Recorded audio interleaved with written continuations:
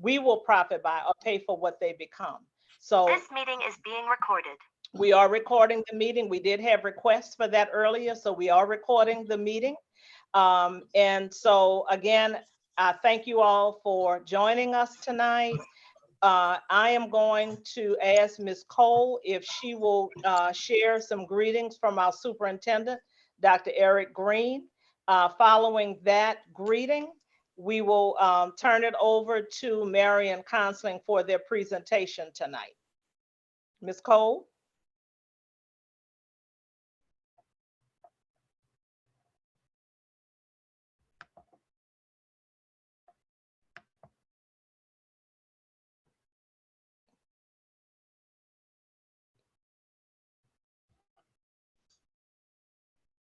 So the audio is not working right now, Ms. Cole. For all of us has been a really difficult week. Do you hear now, Ms. Falkner? Yes, ma'am, I can. Thank you so much. Greetings to the Jackson Public Schools community. Coming to you with this video after what I know for all of us has been a really difficult week. Our hearts are still heavy and mourning the loss of our beloved scholar, as well as dealing with senseless acts that just challenge and threaten our sense of safety and security. Want you, our scholars especially, to know that we've been thinking about you and that we're concerned about you, that your families and other community members are concerned about you. Concerned that you may not know that you are not alone. Concerned that you may not know that there are those here in the community, here in your schools, in your homes and neighborhoods, in your churches. There are people around you who care about you and want desperately for you to know that we care about you and that we're here for you for whatever your concerns. And so if you're going through something, whatever that is, concerned about your schoolwork, concerned about friends or classmates or schoolmates, concerned about other kids in the neighborhood, issues at home, just about you, any personal issues that you might be going through, it doesn't matter what. There are people around you, your teachers, your counselors, your principals, your parents, your pastors, on and on. There are people around you who care about you and want to see you well. And so please reach out to us. There's nothing too big or too small that you can't come to us about and that we wouldn't be willing to help you with. And so please do. And of course, if you know that someone else, a friend or a classmate is going through it, and that they might be feeling sad or depressed or what have you, just ask that you please lift that up too. We don't want to be feeling later like we should have said something and didn't. We just don't want those feelings. And so just know that we as a school system have been and will continue to review our resources and our strategies and protocols and all those things that we do to try to ensure your safety and ensure that you can process any challenges. And there'll likely be some changes and some added resources as we continue on. But for now, just know that we love you. Know that people all over the city, all over the state, even across the country, have reached out to me with prayers and condolences and just lots of heartfelt sentiments because they care about you as well. You are not alone. You are not alone, and we need you to know that. Take care of yourselves, and of course, if you need us, please reach out to us. Parents, community members, know that we're holding you in our hearts as well, and that we're all grieving the loss, and that we truly do believe that tomorrow will be a brighter day. Let's just hold on, hang in there. Thank you.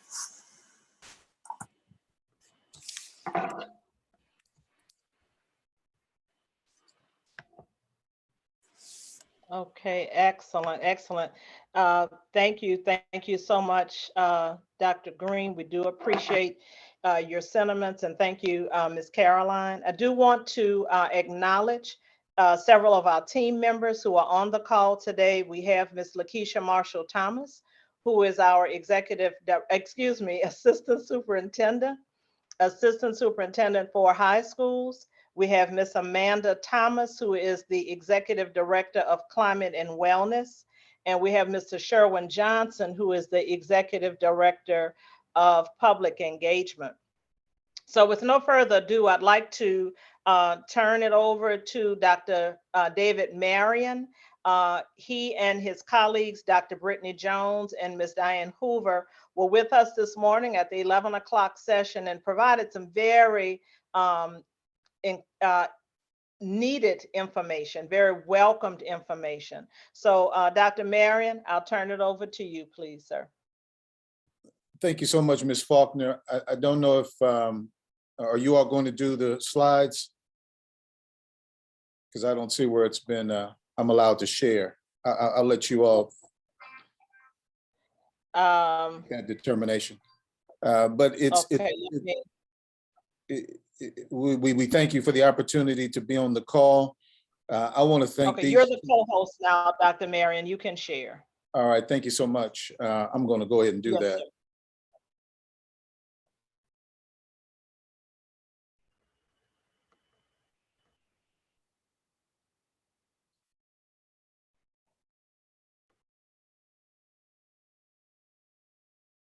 All right, can you see my screen?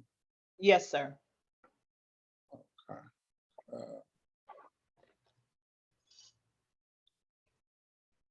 All right, that should do it. Yeah, I want to thank these two for the hard work they've been doing all day. They've been doing presentations. This is their 7th presentation today. So they've been determined to do this presentation, not only with our scholars, but also with parents. And they're right here in the office with me at 6 o'clock tonight, trying to see this one through. So without any hesitation, I want to go ahead and introduce Dr. Brittany Jones, who is a licensed professional counselor with the state of Mississippi, and Diana Hoover, who has an ed specialist degree, but also is a licensed professional counselor with the state of Mississippi, and let them begin their presentation. And excuse me, ladies and Dr. Marin, but we will have a time for questions at the end of their presentations. We do ask that you would put your questions into the chat and we will answer actionable items. So please, if you have a direct, succinct question, please list it in the chat and we will do our best to answer all of our questions at the end of Ms. Hoover and Dr. Jones's presentations. Thank you.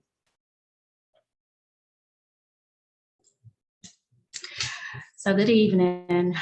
Today we want to talk about working together to support teens in crises. So my name is Diana Hoover, as Dr. Marin said. He gave my credentialing, so I won't do that again. But we definitely want to start by talking to you about crisis.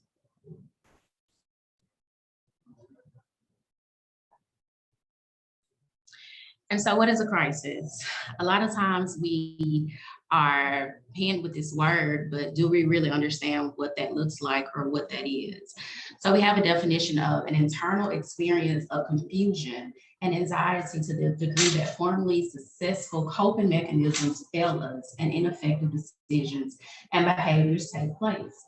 So when we think about that in just a similar format, it's anything that may cause us to go outside of our normal behavior or feel anything outside of our normal emotion.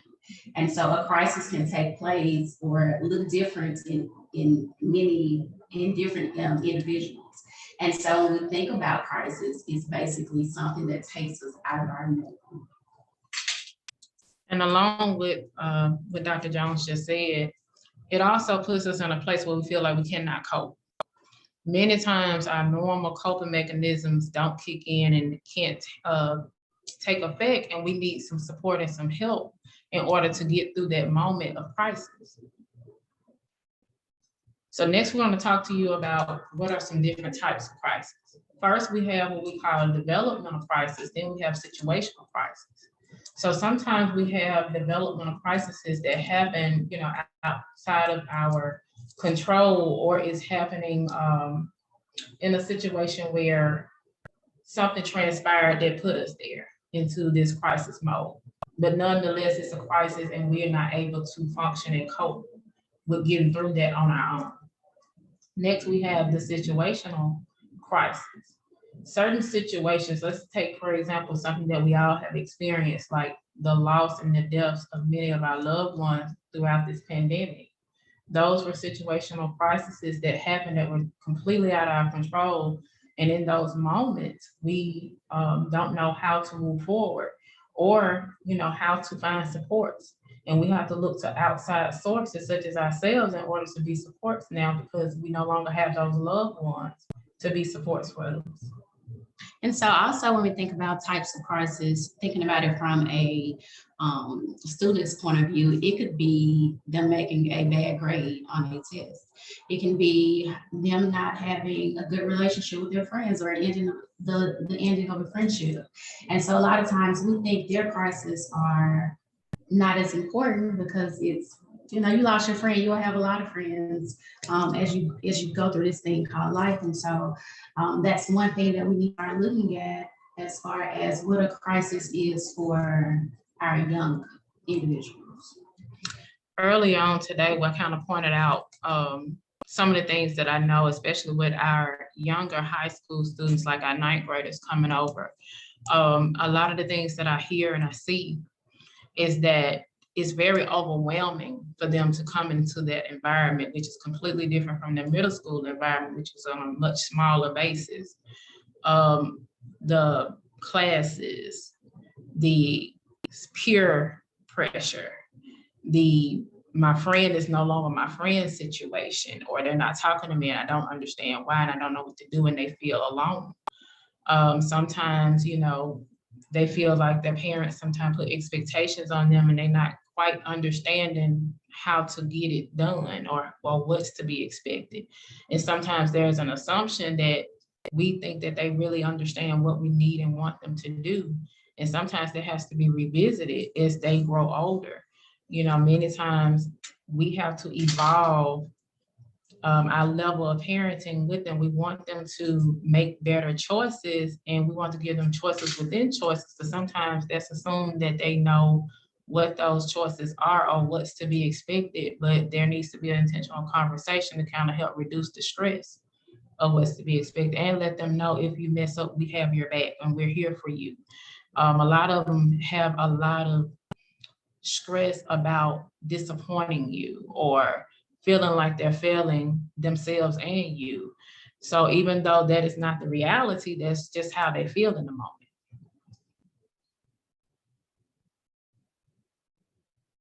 And so when we look at the development of a crisis, how do crises occur?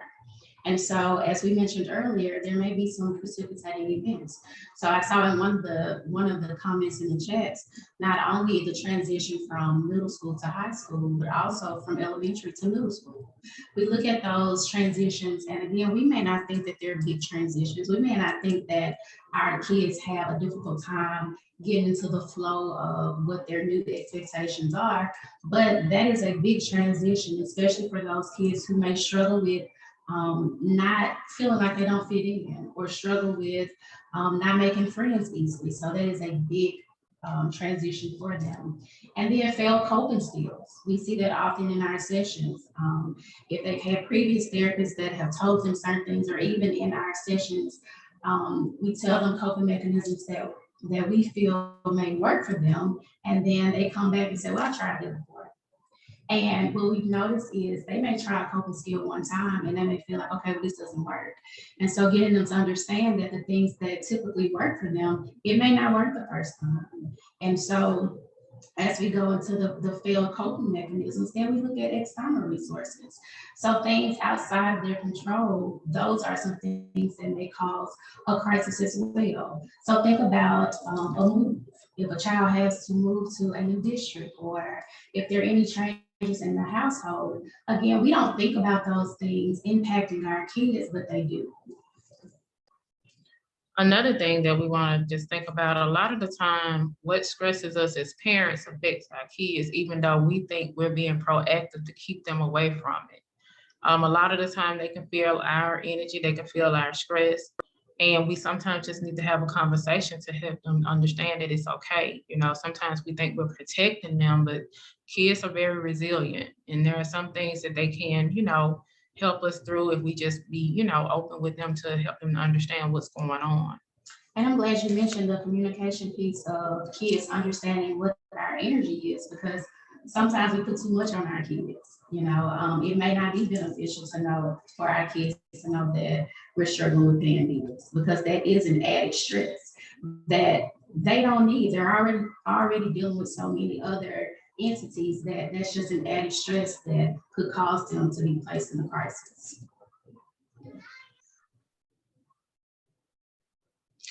So next we have different things that a person possibly could experience when they're going through crisis.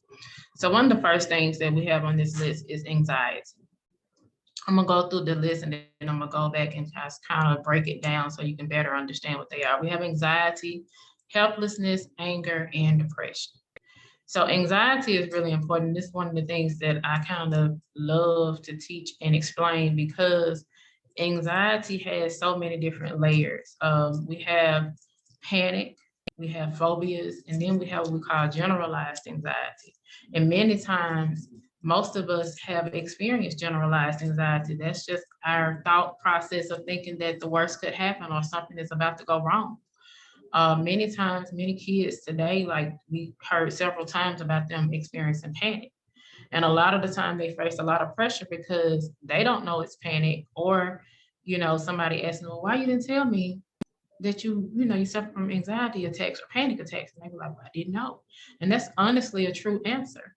A lot of the time they never know the thing that kind of triggered them to go into this panic state. So that's when therapy kind of comes in and kind of helps them to go back and revisit and learn and understand what transpired that led or got me to this point. And the third one, phobias, is a marked fear of sometimes it's social interaction. A lot of times we see a lot of social anxiety, especially coming into the high school at 9th grade. Fears of eating in the cafeteria, fears of talking during class. Many of those things can fall up under your social anxiety. Then they have fear of being in crowded places, fear of being in small places, bugs or animals or whatever fear you may have. Next, we have the helpless piece. Many of us sometimes in life just feel helpless. We know we're not helpless, but depending on the situation or the thing that's going on at that current time, we may feel helpless to have help. And sometimes we just maybe not reaching the right resources in order to get that help. And so when we think about anger can look different in each individual. So a lot of times we may see a child that if they become frustrated, then they may act out. They may act out negatively. They may be disrespectful. They may try to fight. And so what we don't understand is that there's an underlying emotion that kind of gears that anger, but anger is easy to express. For our young boys or our teenage boys, they're not going to say that they're sad, but they will show that anger because that's more masculine. And so that looks different, because then on the other side of it, you have individuals who express anger and they may become emotional. They may become tearful. They may show signs of just kind of being sad. And so just recognizing what that looks like if a person is experiencing a crisis. And then we go down to depression. And so we look at if this person has not dealt with some of these other feelings of anxiety, of helplessness, of anger, then it could lead to depression. And so we'll talk a little bit more about depression on our next slide. So when we think about depression, we want to first identify what the signs and the symptoms are. And so some signs and symptoms may look like a change in your appetite or change in your sleep patterns. Now, as far as appetite, we're not saying if the child does not eat lunch one day, because we know that most of our kids do not eat the cafeteria food. That's just a given. And so that will not technically be a sign for depression. But we're looking at an extended amount of time where your child may not be eating, where they may be overeating, changes in their sleep patterns. So again, if your child is going to bed at 2, 3 o'clock in the morning, and then they have to get up at 6 o'clock in the morning, then they're not getting adequate amounts of sleep. So would that be a sign of depression? Maybe, but it could be that they just need to be on a better sleeping schedule. And so then we go to some of the risk factors. Well, let me go back to signs and symptoms, because there are plenty more that we kind of overlook sometimes. So the lack of interest. If you have a child who enjoys playing sports and they just go into a phase where it's just like, you know what, I no longer feel like doing this. I don't want to go to practice. I don't want to go to the games. I don't want to interact with my teammates. Then that may be a sign that they may be dealing with a depressed mood or some type of sadness. So we also look at sadness. We look at crying spells. We look at if they have these negative thoughts of, you know what, I just can't do it. I'm not good enough. So we look at guilt, we look at hopelessness, worthlessness. And so those are just some of the common signs and symptoms of depression. But, you know, a lot of times we have parents that say, well, that's just normal, you know, or this may be common. Well, it may be, but we still need to look at what these signs look like and kind of understand and be able to identify that, yeah, there may be some normalcy to it, but there also may be something that we need to kind of address. And so even with the signs and symptoms, you look over a period of time. So 1 day, 2 days, but if you get into those weeks, then we definitely need to address some depression.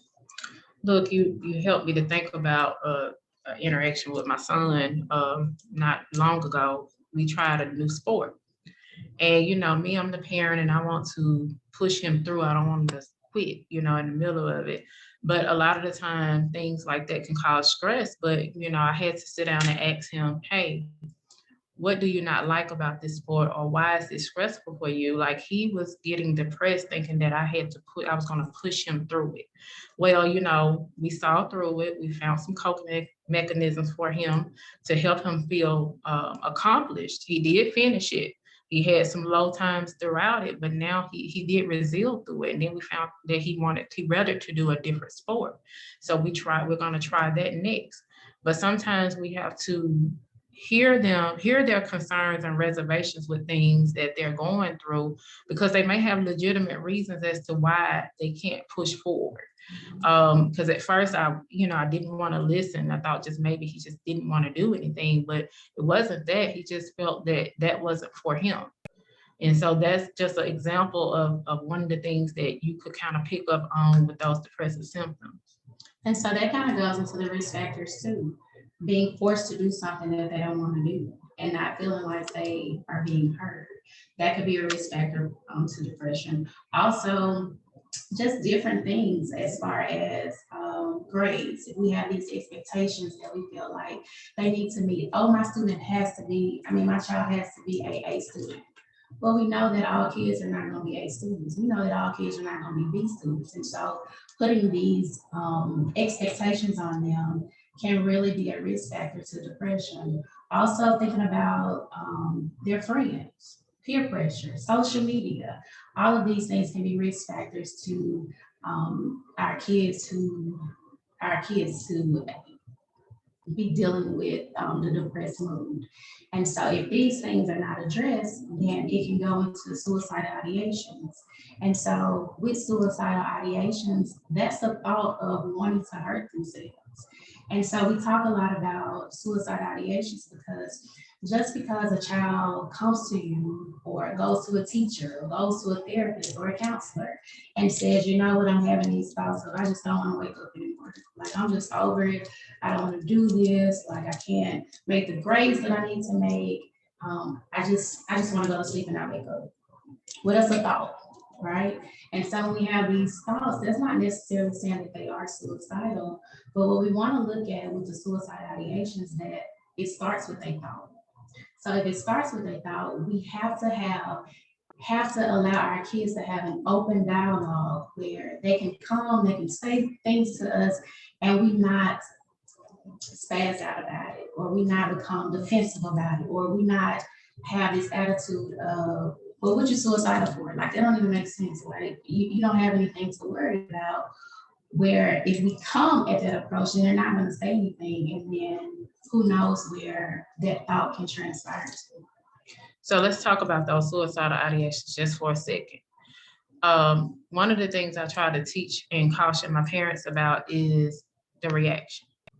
Try to watch your reaction to suicidal ideations. If they come and say, hey, even if they make the statement, I don't want to be here anymore. I don't want to go through tomorrow. Well, explore that. Rather than react to it, try to approach it with a thought process of, let's find out why. And how long have you been feeling like this? And when did that start? And if we think about it, like if we trying to range how serious is this feeling that they're feeling, or this thought that they're having, let's ask on a scale from 1 to 10, where do you rate it? Is it a 3? Is it a 9? Is it an 8? Or is it a 5? That lets you know how to gauge your process in supporting them. That lets you know, hey, I need to get everybody that interacts with my child on board with understanding this is how they're feeling, so that we can keep them protected even if they can't protect themselves. You know, I tell my kids a lot of the time in the office, I say, I don't care if you mad as fish grease with me, I'm gonna protect you even from yourself. You know, you can be mad, you can thank me later, or be mad with me later. At least you're gonna be here for me to be mad at. So a lot of the time you just have to even protect them from themselves. And one other thing that I want to point out, many of the kids act on these feelings late at night. In the middle of the night, I try to caution parents to walk through the house, try to see what they're interacting with on their phones.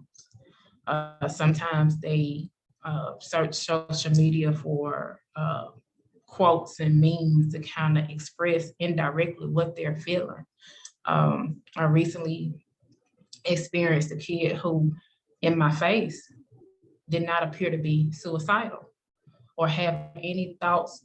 You know, I feel like she was honest and forthcoming, said, well, yeah, I did feel that way, but in the current moment, I did not pick up anything.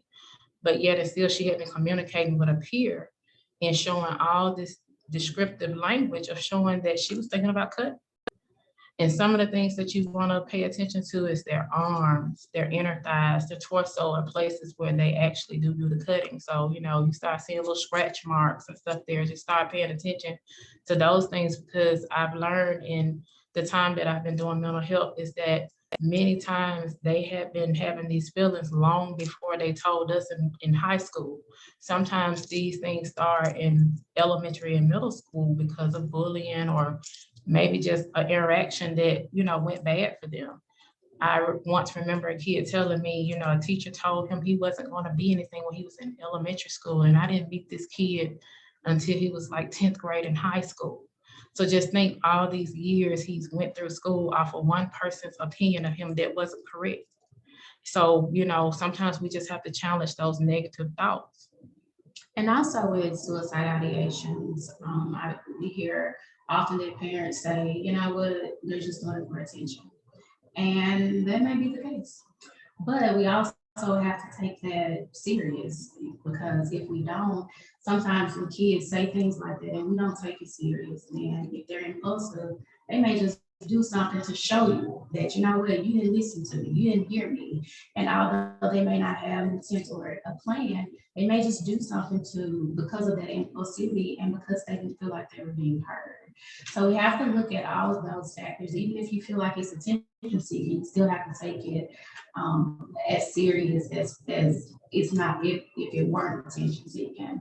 And so that goes to our treatment. So when we think about treatment for depression, we first want to look at therapy. We want to look at talk therapy. We want to look at giving our kids a open space where they feel like, you know, you can talk about anything. You're not going to be judged, and you're not going to be placed in a psychiatric facility just because you say that you want to, or that you have thoughts of suicide. Because again, the thoughts, we have to gauge those as if, you know, is it just a thought? Can I not express how I truly feel? Because a lot of times we see that too. They just don't know the terminology. So it's just easy to say, you know, I don't feel myself. especially with our younger kids. They don't know how to express that effectively. So even in therapy, we can have those conversations where we're able to identify, okay, well, you said this, but are you really just sad? Are you really frustrated? Like, tell me what's going on to make you even say that. And then we get more information about how they're truly feeling. And a lot of times they're not suicidal. It's just a terminology that it's just easy for them to say. So we think about psychotherapy, which is just talk therapy. And then we also think about, okay, well, if we're using therapy and therapy has not been working, then we look at the medication management. And so a lot of times our parents don't want to put their kids on medication because they feel like, well, if I put my kids on medication, then something's wrong. You know, is my kid crazy? And so we have to kind of educate our parents as well, because if your kid had a headache, you would give them Tylenol. You know, if your kid said that they were itching or they had an allergic reaction, you would give them Benadryl. So we have to take mental health just like we would take any other physical symptom that we may be experiencing. And so as you were talking about that, I was thinking about sometimes the mood swings. You know, we're dealing with adolescents. So in dealing with adolescents, mood swings sometimes is a part of it, but you want to notice and pay attention to if those mood swings are happening pretty frequently or if they're out of typical adolescent behaviors. Some of those things may be low depressed mood. A lot of the time we have to teach the difference between a depressed mood and a major depression. A depressed mood shows all the symptoms and signs of full-blown depression, but it may not last as long, but it's still depressed mood nonetheless. So that's something that we need to really pay attention to as well. And then if you see that your child is dealing with a lot of different mood swings, sometimes something as simple as a low-rated mood stabilizer could sometimes aid in that, you know, until they are able to effectively take in therapy and learn the coping skills to be able to use without using the medication. And I always inform my clients and tell them, you know, sometimes we can do trial basis of medication to see would this help decrease your symptomology. You know, a lot of the time you want to be able to control your symptoms. You don't want your symptoms controlling you. So these are some of the ways that we can help get this treatment process going and find the right treatment regimen that works for the individual. Because all of them, I always tell people, it's a case-by-case situation.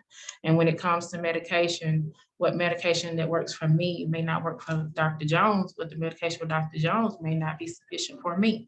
So everyone needs to have their own individual med evaluation if it comes to a need for medication, if therapy is not doing it. And sometimes it needs to be a combination. And then also looking at treatment, we didn't mention family therapy. A lot of times, parents bring their kids in and it's like, oh, Johnny doing A, B, C, and D. And then when we talk to the parent has provoked Johnny to do A, B, C, and D. And so we look at it as, okay, well, your child is in therapy. Let's have some family sessions as well, because you may not know what Johnny's triggers are. And so it's important to understand what those triggers are so that you don't continue to trigger him. You learn some effective coping mechanisms. There may be times where, you know, things are heated and just instead of removing yourself or having a safe word where you kind of separate and then you can come back and have that conversation. A lot of times parents feel like if I say it needs to be done right now. And so that's not the case for a lot of our kids. Sometimes we just need to kind of step away and understand what their triggers are, understand that they just may need space. I know as adults, for me personally, I know that if I'm frustrated or irritated, I need some space just to kind of cool down and understand what's going on within me. And then when I get to a place where I'm calm, then I can go back and have that conversation, because if you guys are going back and forth, nobody's listening to one another. So that's one of the things too. We don't want to just focus on the kid, because if we're focusing just on the child and then we place this child back in that toxic or untherapeutic environment, then it's not going to be beneficial for the child. So, you know, just looking at family therapy as well. And a great example of that is oppositional behavior. So oppositional behavior is one of those classic behaviors where kids just don't respond well to directives. And in those senses, we do a lot of work with the parents to kind of teach them how to get your expectation met. And sometimes it's as simple as teaching the parent a more creative way of getting your kid to be a part of those rule settings and those expectations. Because, you know, as an oppositional person, they want to be a part of understanding the why and, you know, feeling like they're needed or important in that decision making. So it's not always what you say, it's how you say it with an oppositional person. And so when we talk about treatment, we want to look beyond treatment as well. Sometimes as parents and sometimes as kids, period, we put these stressors on us that we don't have to place on ourselves. And so when we think about beyond treatment, we're looking at, okay, well, let's start setting some realistic goals. I know that you have never been a AB student. And so it's not saying that you can't be an ABC student, but your child may be a BC student, and that's perfectly fine. What we want to look at is your child trying their best, doing their best? And so if that's the best that your child can do, then that's the expectation that you have to have for that individual. And so just looking at things outside of your talk therapy and your medication, because there may be things that you can just do differently within your home setting and even within the school setting. And I know here with Marin Counseling, something that we always practice is we do the hopes, dreams, and goals piece. And also along with the hopes, dreams, and goals piece, we do strengths and barriers. So like Dr. Jones was saying, one of the things that can empower a person is understanding what is it that works well for me, which can be your person, place, or thing in your coping. And what is it that does not work well for me? What is my barriers to a lot of things that I'm trying to accomplish or do or, you know, experience? That can also be a person, place, or thing. Sometimes we've had bad experiences in some places that just don't work for us. And we need to be receptive in accepting it. Right. And so then we look at prevention. And so my biggest prevention tip is to allow your kids to be able to talk. Communication is key. And so if your child feels as if they can't talk to you or they feel like you have an attitude every time you say something, then they're probably not going to say anything to you. And then they're probably not going to say anything to any adult because some kids feel like, okay, my mama like this and this my mama, that she's private. If I go to the teacher, she's going to be the same way. Or if I go to the therapist, they're going to be the same way. So actually making a forum for your child to be able to come and talk to you about different things, helping them understand that, you know what, I don't understand exactly what you're talking about, but let me do some research. Or I don't agree with what you're talking about, but you know, let's kind of talk about that. Tell me why you feel this way. Tell me why you think that this is appropriate or whatever the case may be. So that is the biggest way to prevent a lot of these issues that your kids may be having, is to communicate and allow them to be able to speak and actually be heard. And one thing that I wanted to point out about prevention is sometimes we get in a place, especially once our kids get to adolescent, is that they don't want to talk to us even though they can. And I always caution my parents and I say, well, hey, I would much rather have my kids talk to someone that I know is a positive influence and that's going to tell them something right or give them the right resources than them to get the information from the wrong place and then end up with even more stress and more problems. So I always, you know, say, hey, we can try it. If it works, it works. And if I'm not the right person for you, let me help connect you with a person that can be the right person for you. But it starts just with opening up and allowing it to happen, or allowing, you know, just that communication piece to happen, even if you don't agree with what's being said or you don't like what's being said in that moment. And, you know, that's something that we work on in family sessions without our kids, because we have family sessions with our kids, we have family sessions without. That gives the parent a platform to be able to talk out what is a more appropriate way to address a behavior or respond to a behavior or not respond to a behavior in that matter. So sometimes it's more therapeutic or helpful to not respond to the wrong thing.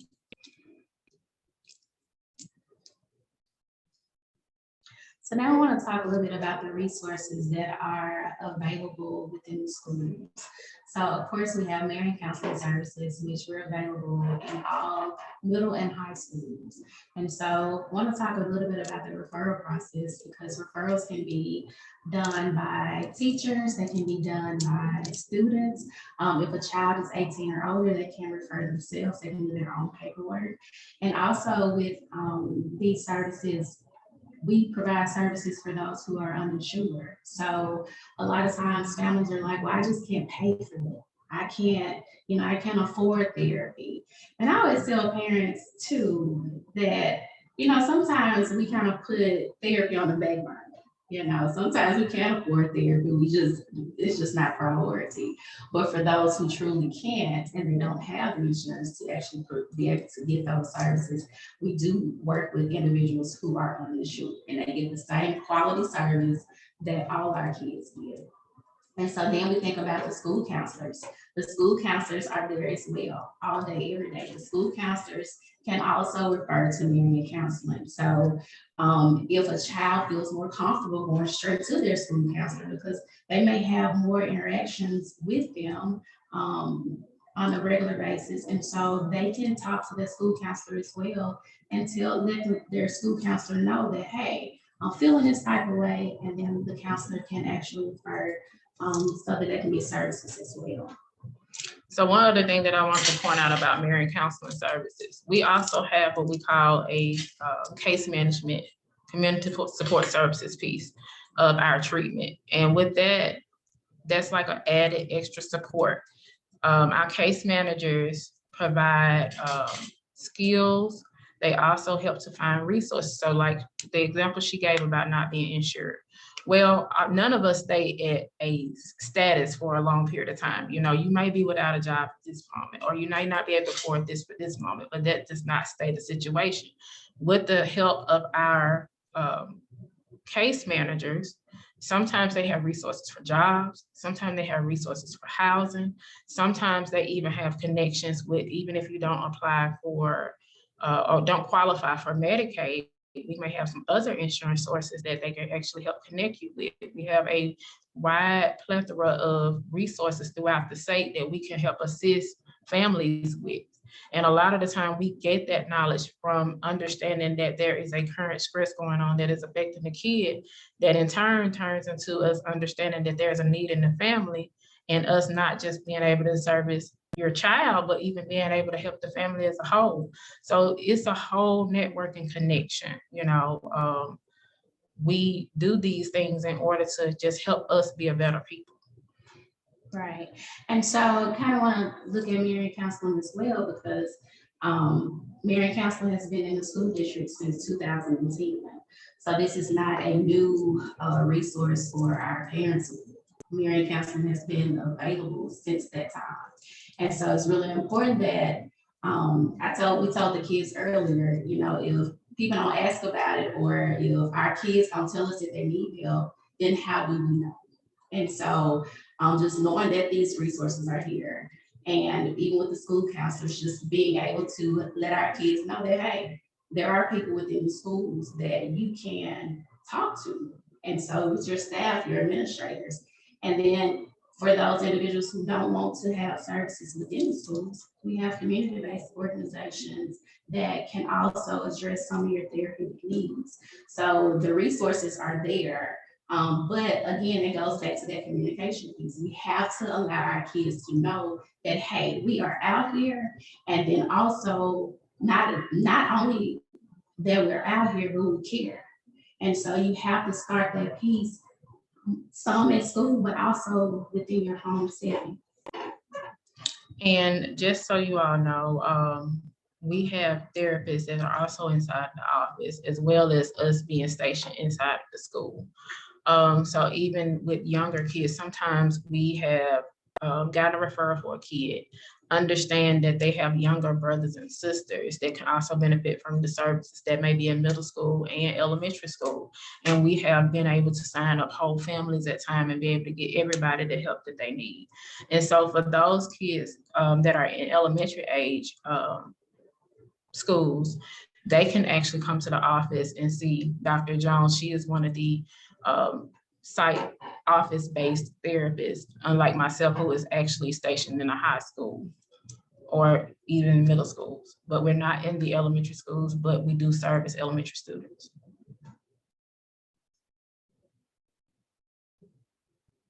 And so here are just some more resources for your local and national resources. So a lot of these you call in, again, if you feel like, okay, well, my child does not want to have services within the school, they don't want to have services within Marin Counseling, these are some of the resources. And a lot of these you can text. So if you don't want to talk to someone and have that verbal dialogue, then you can send a text and they can have that communication that way. And so the next two slides look at the different resources and on both the local and the national level.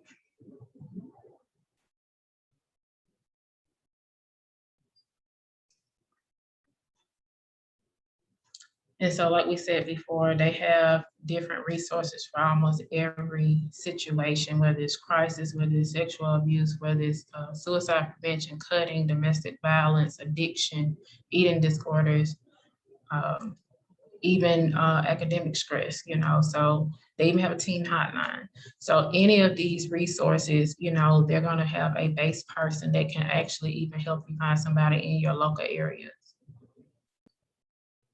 And this is going to mostly conclude our presentation, but I also want to leave everybody with this one note that I've been leaving with every session that we did all day, is that we all are humans and we have to be accountable for the person right next to us, or even the person that we see at the grocery store, at the store, if they seem as if they might be going through something, hurt, bothered, angry. Sometimes just asking, are you okay? Or if you can help, might be something that saves or protects somebody else's life. So, you know, we all just have to stand in the gap for each other and try to just be a resource, even to the person next to you or that you come in contact with that you may not even know, but you know something is wrong. That's going to conclude our presentation. Okay, all right. Thank you all, ladies, very much. We do appreciate your time. Ms. Amanda Thomas, as I mentioned earlier, is our Executive Director of Climate and Wellness. And I'll ask that she address some of the questions on the chat. Unfortunately, I was knocked out for a moment, so I can't see the questions anymore. So Ms. Thomas, if you'll address those questions for us, please. And Dr. Marin and Dr. Jones and Ms. Hoover, please feel free to chime in. And thank you, ladies, for your presentations. Again, good evening, everyone. I am Amanda Thomas, Executive Director of Climate and Wellness. I would like to share, as I read a couple of the questions, I know parents are concerned about this information and the time of this information. However, as I think Dr. Jones and Ms. Hoover stated, we've had Marin counseling services around for a while, a long while. And I know Dr. Marin can tell me the exact number of years.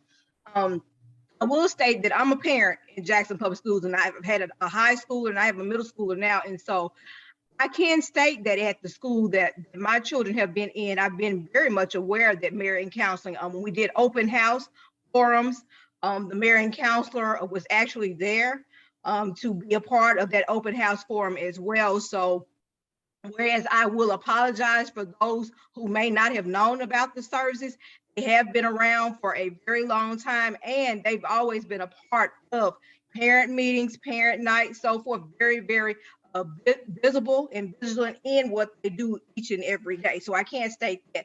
I work alongside counselors, and especially in the middle and high school, in elementary, you know, those counselors have to see the children. They do the group counseling, they do the individual counseling, they do classroom sessions.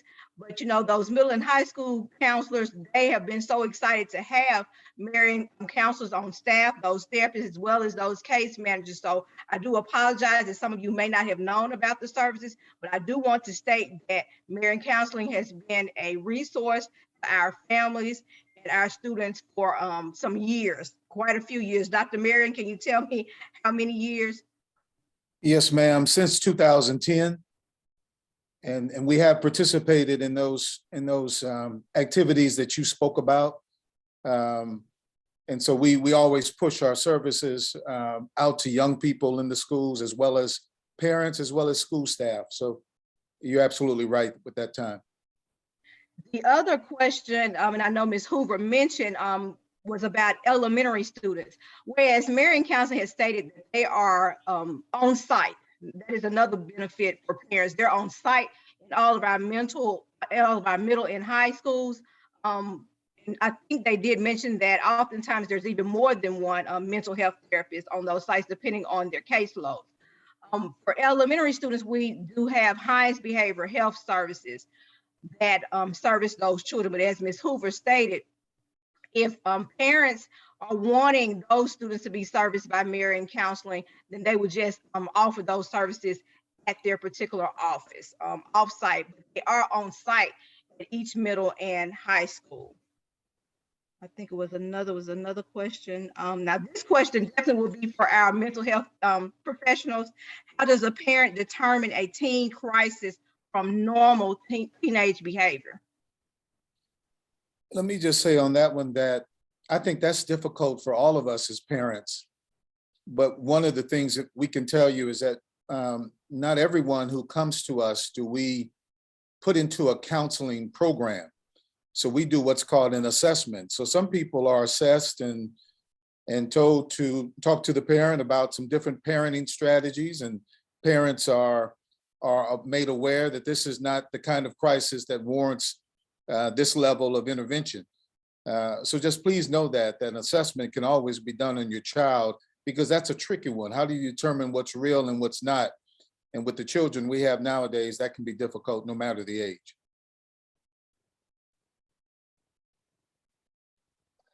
And we had a question from Trishika Melvin. Yes, the session is being recorded. Our public engagement office perhaps can speak to the recording and being available, Mr. Johnson. And so I will say, as far as future plans for how to highlight the services available to JPS scholars, parents, and community members, we in the chat this morning, in the session this morning, someone asked if we would be open to monthly forums, and absolutely we would. We have a number of partners who could assist with different pieces of this puzzle. So we're open to that. And we're going to ask, this is a community, ladies and gentlemen. We're going to ask all of you on this call tonight to share the information that you've gained. And we'll talk a little bit about that at the end of this, but we will definitely welcome the opportunity to have more forums so that we can continue to share the resources available to our families. Ms. Falkner, another question that I think Mr. Gordon, VG is what it states, but I've looked through some of the names. Can the team speak to how Marin Counseling is engaged on the campuses for students who are in crisis? And also, what should the process be for a scholar with a peer they believe to be in crisis? So I know that Dr. Marin can speak to what the team has been doing during this time. For any crisis, let me start with that. Yes. Everything comes to a stop. All attention, all eyes are on that particular student. We connect with the family. We assess the child to determine what needs to happen. And what needs to happen in terms of, is this situation so serious that it might even require an inpatient hospitalization? And so we have the ability to direct admit to Brentwood, to Alliance, and also to Parkwood in Olive Branch. So all eyes are on this child. Everyone, school staff and school counselors and Marin Counseling Services rally together to make certain that we figure out what's at the end of this, what's going on with this crisis. What we've been doing right now, all day today, we've been doing presentations to the high school students at Murrah. We've done 5 presentations today to all students there. It is our plan right now, with the blessing of the assistant superintendents of high schools and middle schools to do these presentations that you're seeing right here with all middle school and high school students. Dr. Jefferson, Janelle Jefferson, is there a way for counseling services to be advertised perhaps more frequently throughout the year? I remember vaguely the services being mentioned at open house or other beginning of the year. However, there's so much to cover during that time, perhaps presentations during PTA meetings? Certainly. And Also, Ms. also, Jefferson, Dr. let's Marin- talk offline too. And any of you that would like to just help us think through what we can do again as a community to address what is before us. I welcome your call. Partners in Education's direct number is 601-960-8905. 960-8905. And let's continue this conversation so we can take next steps. Ms. Thomas, I apologize. I think we start talking at the same time. You got it. I think those other questions had been, I just wanted to make sure that they put the website and the phone number in the chat, and that has been done. Okay. And Mr. Johnson answered that we plan to post the recording and presentations to the JPS website. So that'll take a little time because there's, but we will have it posted on the JPS website. Thank you, Ms. Ballou. Okay, any parting comments by our JPS team members? Any questions, any comments before I close us out this evening?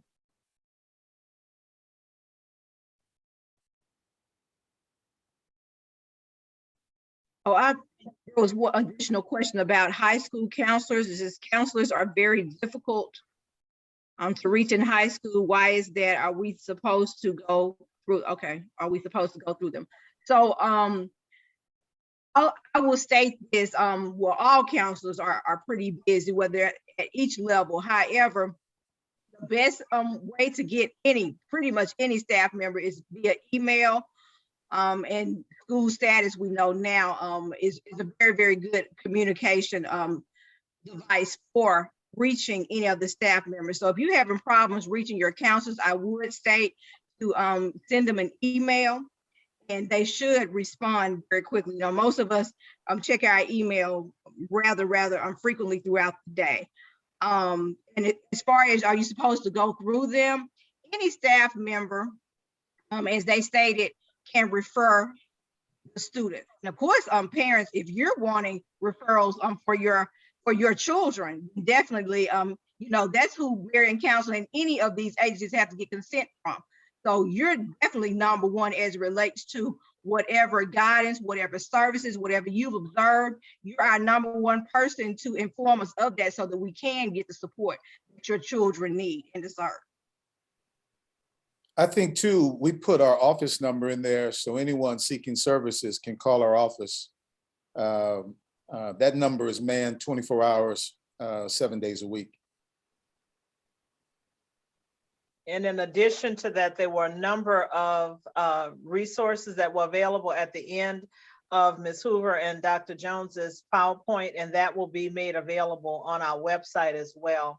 We are just past 7 o'clock, but Dr. Marin, if you would, Ms. Sabrina is asking, I'm specifically asking about the part discussed about finding that medium and balance and how much to disclose to a teenager. I believe her original question, let me see if I can, as a parent, besides just knowing my child, how do I know what is too stressful to discuss? And I'm not sure if she's speaking about what subject matter to talk about with children or not. What I do know is that these children today at younger ages are far more advanced than I ever was. I have a 13-year-old that runs circles around me and knows much more about this world and this life than I ever did at 13. So I don't know if there's any subject that is really off the table. It just really depends on the child's age, the child's level of maturity, and having that open relationship where the child feels free to talk with you. Because once they start talking freely to you, you get a real good idea of what the subject matter you should talk about and what you shouldn't. But I think also that assessment piece, because I think your last question is a struggle that all of us have. What is the balance? How do I know when my teenager is too stressful or not? And I want to be very honest with you and candid. There may be times where you don't, but I recommend it to you. Good conversation with your child can reveal their stress levels. And also remember, you can recommend to us, Dr. Marin, we just want to get our child assessed just to see if this is anything or not. And we'll do that assessment. These services that we're talking about, this is what makes it very easy for you, will be provided to you whether you have insurance or not. So don't hesitate just to get the assessment done. That will help you in making those kinds of decisions. Great deal. Thank you. So listen, we are past 7 o'clock. We have some more questions that we will not get to this evening, but this is not the last conversation. But I do want to make just a couple of comments and we'll end. I need everyone to pick up one of the greatest tools that we have right now. I need everybody to show me their phone. Let me see your phones, because I know you got them. Let me see your phones. You know, I'm an educator. Don't make me call your names and have you to the front of the class now. Come on now, let me see your phone. The majority of you who are on this call because you are the go-to persons for your church, your family, your school, your community. You're the go-to people. And I want to encourage you that it is okay to admit I'm not okay. If you need to pick up this phone and call and say, you know what, I'm exhausted, I'm tired, I'm not okay, I need some help. Now, for those of you who know me well, you know, unfortunately, I tell my business sometimes, and I will share this with you. I endured the loss of 2 parents. I endured the loss of 2 sisters. I endured the experience of Hurricane Katrina, where I saw both grandparents, my parents, all my siblings, and my family's homes lost. We lost a total of 8 homes. You know, all of that, so much life happened, right? But y'all, after 33 years, I lost my husband in 2018. I lost my boo. And I said, you know what? I need some help to get through this. That was the brick that I said, I need some help. So I made a call to a counseling service. I made a call to a grief counselor. And I said to that counselor, I need to come in here and I'm going to be blunt, cry till snot run down my face some days. I may scream, and I might even bring my New Orleans roots into Mississippi. I might even cuss sometime. But you know what? When the session is over, I need to go to the bathroom, wash my face, and walk out of the building like Madea walked into the bank in the witness protection movie. You remember that? The Tyra Banks move, the walk? But we've got to have somewhere to park stuff, y'all. It's okay to say, I'm not okay.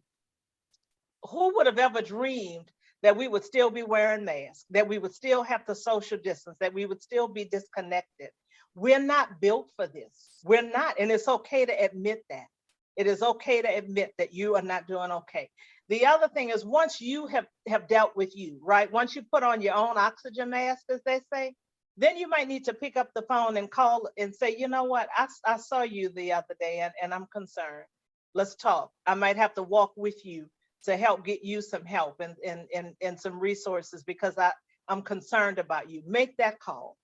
And then you might have to call someone and say, you know, I haven't talked to you in 2 years because we're separated right now. Social distancing does not have to mean social disconnect. Social distancing does not have to mean social disconnect. We were built to be a community, okay? So I need you to what? Pick up your phone to ask for help for yourself, to extend help to someone that you see struggling, and to just call and check on folks and say, how you doing? Now, in the words of my internet pastor, Dr. Reverend Reverend Dr. Howard John Wesley. That's my internet pastor. Brother man and baby girl. There's times when you need to put that phone in your pocket. And those times are when you see someone at the lowest point of their lives, that is not the time you need to be recording them.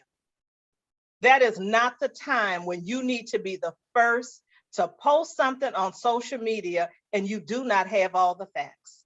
There are times that we need to pull out our phone, and there are times that we need to put our phones in our pocket and be quiet and give people the respect to just not be put on Front Street. We're dealing with children. Our children are watching us. Our children are trying to get some examples. And, listen how difficult it is for us.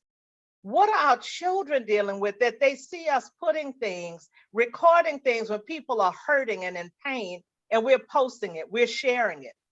Let's put our phones up sometimes. Know when we need to use them and know when we need to put them up. Can I get a thumbs up? We on the same page with that? Listen, I will save the chat and we'll do our best to address questions that we did not answer tonight.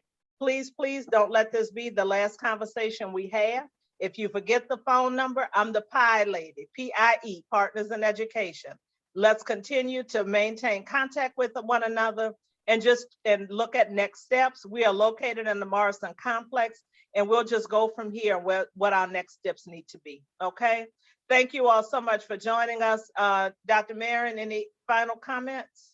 No, thank you for the opportunity. Ms. Thomas, Marshall Thomas or Amanda Thomas, any final comments? Mr. Johnson? All right, listen, y'all have a wonderful, wonderful evening. Again, we will save the chat and we'll get the recording to you. Please share this with folks that need it. Be well, take care of yourselves. Good night, everybody, and thank you for joining us.